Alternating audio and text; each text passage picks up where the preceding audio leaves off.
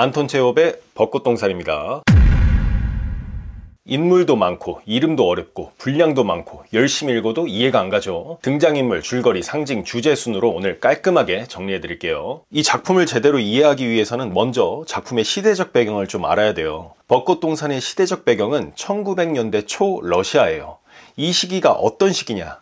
러시아 농노 해방이 선언된 지 얼마 안 된 시점이에요. 지금껏 쭉 지속된 계급사회가 깨진 거예요. 옛날 질서가 무너지고 새로운 질서가 생겨나는 아주 혼란스러운 그런 과도기다. 이걸 알아야 작품이 잘 이해가 갑니다. 등장인물 소개할게요. 등장인물은 벚꽃동산의 가족들과 그 바깥 사람들로 나눠보면 편합니다.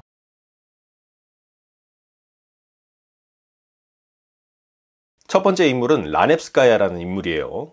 이 작품의 핵심적인 인물입니다. 40대 중후반의 여성이고 벚꽃동산의 주인이에요. 귀족 출신입니다. 남편은 일찍 죽었고요. 어린 아들이 이 벚꽃동산에서 사고로 죽었어요. 이 충격으로 프랑스 파리로 도피를 했어요.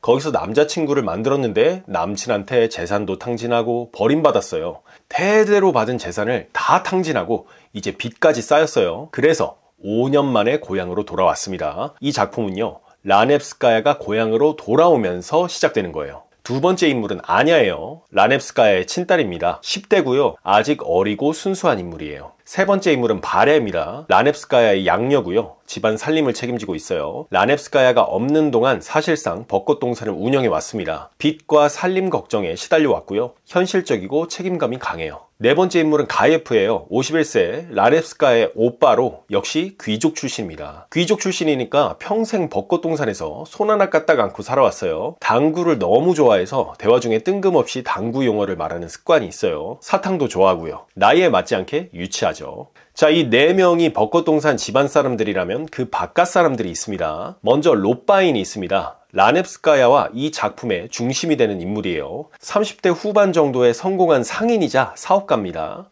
원래 롯바인 아버지가요, 이 라넵스카야 가문의 농노였어요. 농노란 좋게 말하면 농부인데 자기 땅이 없는 농부예요. 그래서 귀족 밑에서 일하는 노예에 가까웠다, 이렇게 보시면 되는데요. 어쨌든 출신은 미천한데 지금은 성공했죠. 어릴 적에 아버지한테 맞고 코피를 흘린 적이 있어요. 그때 라넵스카야가 따뜻하게 닦아준 기억이 있습니다. 그래서 이 벚꽃동산 가문에 애정이 있는 사람이에요. 작품에서는 라넵스카야의 양딸 바랴랑 썸을 타요. 자, 다음으로 트로피모프가 있어요. 20대 후반의 대학생이에요. 아까 라넵스카야한테 죽은 아들이 있었다고 했죠. 그 아들의 가정교사였습니다. 러시아의 미래에 대해 열정적으로 토론하는 이상주의자이자 지식인이에요.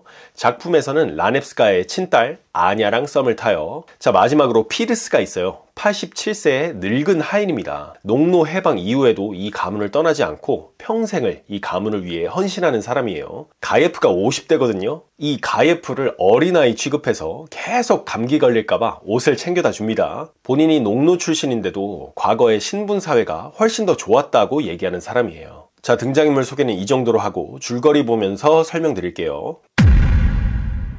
작품에 이런저런 대사도 많고 인물도 아주 많은데요. 핵심적인 사건을 중심으로 보면 아주 쉽습니다. 1막입니다. 5년간 외국 생활을 하던 라넵스카야가 딸 아냐와 함께 저택으로 돌아옵니다. 서로 반가워하는데요. 곧 라넵스카야가 그동안 얻은 빚 때문에 이 벚꽃동산이 경매에 넘어갈 거라는 소식을 들어요. 이 귀족 가문이 돈을 엄청나게 쓰는데 모자라서 빌려서 쓰기까지 해요. 계속해서 안 갚으니까 땅과 집, 부동산을 압류하는 거죠. 그런데 여기서 이런 의문이 들 수 있어요. 어떻게 귀족 가문이라는데 돈이 없어? 여러분, 상식적으로 이해가 안 가죠. 출신이 귀족이고 돈도 많이 물려받았을 거 아니에요. 그런데 그걸 탕진만 한 거예요. 보통 수중에 돈이 없으면 절약을 하죠. 그런데 이 사람들은 빚까지 내서 돈을 썼던 거죠. 왜?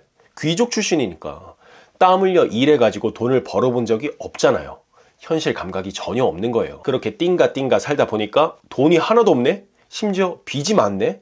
이제 마지막으로 남은 벚꽃동산이 압류에 들어간 겁니다. 이때 성공한 사업가 롯바인이 이 상황을 타개할 기막힌 아이디어를 내요. 벚꽃동산을 베어내고 여기다가 별장을 지어서 임대 사업을 하면 된다고요. 이 사업을 시작하기만 하면 빚은 금방 갚을 수 있었어요. 그런데 벚꽃동산 가족들이 동의했을까요? 아니죠. 이 낭만적인 추억이 깃든 벚꽃동산 절대로 파괴할 수 없다. 거절해버려요. 심지어 그 아이디어가 천박하다고 비난까지 합니다.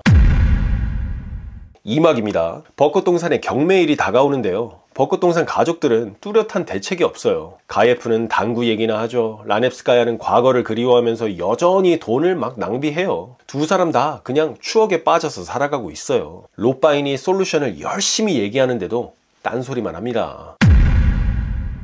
3막입니다. 결국 벚꽃동산 경매가 열렸어요. 라넵스카야의 오빠 가예프가 어떻게든 벚꽃동산을 지키겠다고 여기저기서 돈을 좀 빌려가지고 경매장으로 떠났어요. 그동안 가족들은 어떻게든 되겠지 하면서 파티를 열어요. 이야, 돈도 없는데 어디서 또 빚을 내갖고 음식 만들고 악사들 부르고 막 즐기는 거죠. 그리고 그때 경매에 갔던 가예프랑 롯바인이 돌아왔어요. 가예프가 벚꽃동산을 지켰을까요? 택도 없었죠. 대신에 벚꽃동산을 산 사람은 누구였을까요? 최종적으로 벚꽃동산을 낙찰받은 사람은 바로 롯바인이었습니다. 과거 이 벚꽃동산에서 일하던 농노의 아들이 이제 벚꽃동산의 새 주인이 된 거예요. 아버지와 할아버지가 그렇게 피땀 흘렸던 땅이잖아요. 그 땅의 주인이 됐다는 거죠. 얼마나 마음이 벅차올랐겠어요. 그렇지만 한편으론 이 벚꽃동산 가문에 대한 애정이라든지 진심으로 걱정하는 마음도 있었거든요.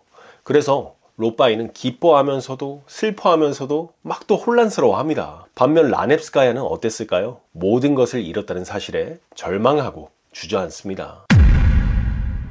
4막입니다. 벚꽃동산 가족들이 이 벚꽃동산과 가문 대대로 물려받은 대저택을 떠납니다. 창밖에서는 이 벚꽃동산을 도끼로 베는 소리가 들려와요. 벚꽃동산의 새 주인이 된 롯바인이 임대 사업을 위해서 말하자면 리모델링을 하고 있는 거죠. 이 벚꽃동산 가족들은 이제 각자 뿔뿔이 흩어지고요. 모두가 떠난 뒤에 텅 빈 집에는 늙고 병든 하인 피르스만 홀로 남겨진 채 연극은 막을 내립니다. 자, 벚꽃동산을 세 줄로 요약해 볼게요. 첫 번째, 한 귀족 가문이 철없이 사치하느라고 벚꽃동산이 경매에 넘어갔다. 두 번째, 경매에 넘어간 벚꽃동산을 그 귀족 가문의 농노 출신이 낙찰받았다. 세 번째, 가족들은 각각 흩어지고 벚꽃동산도 사라지게 됐다. 자, 이렇게 요약하니까 쉽죠? 이 이야기에서는 각 등장인물이 상징하는 게 뭔지 이해하는 게 제일 중요하다고 저는 생각해요. 일단 중심인물인 라넵스카야랑 롯바인을 비교해보면 편합니다. 제가 맨 처음에 이 작품의 배경에 대해서 얘기를 했었죠. 땅과 신분을 기반으로 한 귀족 계급. 이 작품에서 라넵스카야, 가예프가 몰락하고 돈과 실용성을 앞세운 신흥 자본가 계급 롯바인이 그 자리를 차지하는 과정을 보여줍니다. 하나의 세계가 저물고 새로운 세계가 떠오르는 거대한 사회적 전환을 보여주고 있는 거죠. 먼저 라넵스카야는 귀족 출신, 현실 감각이 없죠. 그저 추억 회상하고 감상에 적고 돈을 막 물쓰듯이 써요. 반면 롯바인은 농노 출신의 사업가예요. 현실적이고 계산이 빠릅니다. 각각 과거를 사는 인물, 현재를 사는 인물 또는 구세대, 현세대라고 이해하시면 됩니다. 반면에 이 두 세대에 속하지 않는 인물들도 있어요. 바로 아냐와 트로피모프예요. 이 두 사람은 미래를 사는 사람들이라고 볼 수 있어요. 과거를 추억하는 귀족도 아니고 현실을 사는 롯바인의 방식도 아니죠. 대신 순수한 노동의 가치에 대해서 계속 얘기를 합니다. 이건 그 당시에 유행했던 사회주의 사상이 반영되어 있는 거예요. 사회주의가 간단히 얘기하면 계급도 자본주의도 없는 이상사회를 건설하자, 이런 거예요. 생각해 보세요. 라넵스카야랑 가예프, 이 두 사람은 귀족 출신이니까 계급발로 먹고 살았어요. 롯바인은요, 자본주의를 이용해서 계급을 역전한 거죠. 아냐랑 트로피모프는 이 두 가지 방식 다 거부합니다. 대신 순수한 노동으로 모두가 잘 먹고 잘 사는 이상적인 미래 사회, 곧 다가올 공산주의 소련을 상징한다고 볼 수가 있어요. 주제 얘기해 보겠습니다. 그렇다면 작가 채엽은 이 세 가지 중에 어떤 입장이냐, 이 작품을 통해 뭘 주장하고 있는 거냐 궁금하실 수 있는데요. 사실 작가 채엽은요, 아무 입장도 아니에요. 여기서 채엽은 구세대는 비루하다, 신세대는 야가 빠졌다, 미래 세대에 뭐 어떤 가치관이 맞다, 이걸 주장하고 싶은 게 아니라 그런 주장들을 하면서 아웅다웅 살아가고 있는 사람들의 삶 자체가 웃프다, 이렇게 보여주고 있는 거예요. 생각해보세요. 등장인물 중에서 결말에서 행복해하는 사람, 기뻐하는 사람 단 하나도 없어요. 라넵스카야랑 가족들 멍청하게 사치만 부리다가 벚꽃동산 다 잃고 다 쫓겨나죠. 반면에 벚꽃동산을 가진 롯바인 행복할까요? 아니에요. 애정하던 귀족 출신 친구들도 잃고 썸녀한테 고백도 못해서 결국 결혼도 못해요. 아냐랑 트로피모프 이상세계를 맨날 그리죠. 오로지 노동만이 순수하다고 해요. 그래서 뭐 할 수 있는데요? 세상을 뭐 어떻게 바꿀 수 있는데요? 지금 얘네는 자기 앞가림도 못해요. 이런 모습들 하나하나가 되게 안타까우면서도 웃긴 거예요. 체업은 인간이 살아가는 그 하나하나의 모습들, 삶의 진실, 그 자체를 무대 위에 옮겨 놓은 거예요. 그래서 체업 작품은 어떤 양식이라고 해요? 사실주의라고 하잖아요. 사실주의가 뭐예요? 우리가 사는 삶의 양식을 그대로 무대 위에 옮겨 놓는 거죠. 이를 통해서 삶의 진실을 있는 그대로 전달하고자 하는 양식이에요. 물론 벚꽃동산을 어떤 인물의 감정이입하느냐에 따라서 다양한 주제를 이야기해 볼 수는 있죠. 인물들 간의 대화가 안 된다는 점에서 소통의 부재라든지 과거를 떠나보내지 못하는 어리석음이라든지 시대 변화에 편승하지 못하는 인간의 불행이라든지, 그래서 이 작품의 주제는 여러분이 느끼는 대로 그대로 정리해 보세요. 그게 정답이에요. 개인적으로 저는 벚꽃동산의 주제가 이건 것 같아요. 매번 서툰 인간의 모습. 등장인물들을 잘 보면 좋은 판단이나 행동 이런 것들을 제대로 못 하거든요. 그런데 생각해보면 우리도 그렇잖아요. 다이어트를 해야 되는데 또 먹고, 밤에 자야 되는데 쇼츠 막 넘기고 있고, 아껴야 되는데 돈도 막 쓰고. 그런 면에서 이 벚꽃동산의 어리석은 등장인물들이 결국 우리의 모습이 아닌가, 뭐 이런 생각을 좀 해볼 수가 있겠네요.